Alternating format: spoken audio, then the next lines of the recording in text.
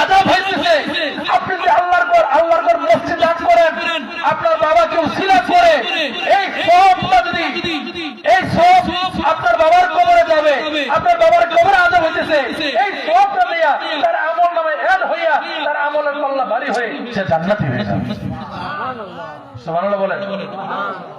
তাহলে আমল এই যে দান সরকার কত বড় পাওয়ারফুল আমল দেখছেন, জাহান্নামীকে জান্নাতি বানাই দেয় সাদকা জারিয়া।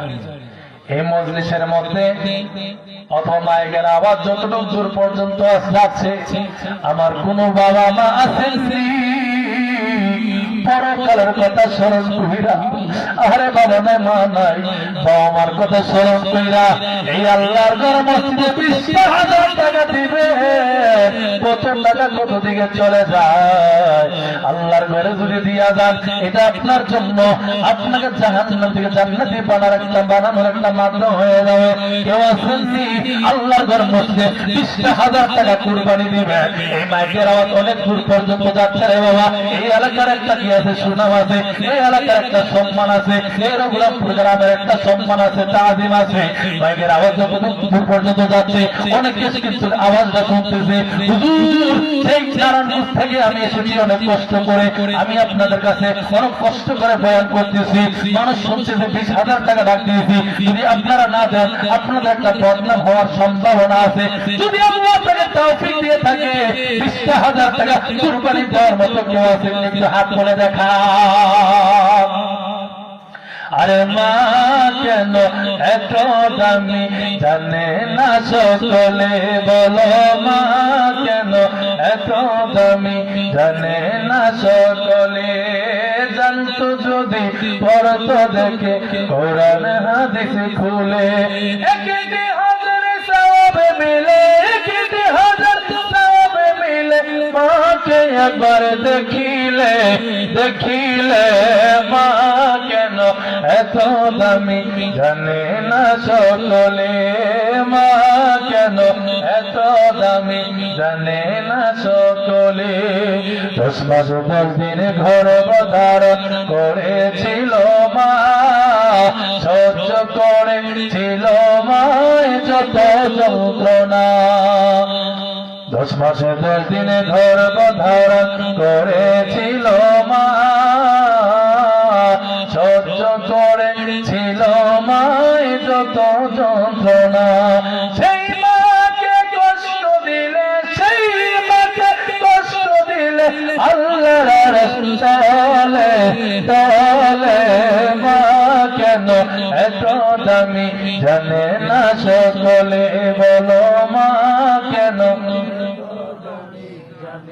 20,000 টাকা দেওয়ার মতো কেউ নাই, হ্যাঁ বাবারে।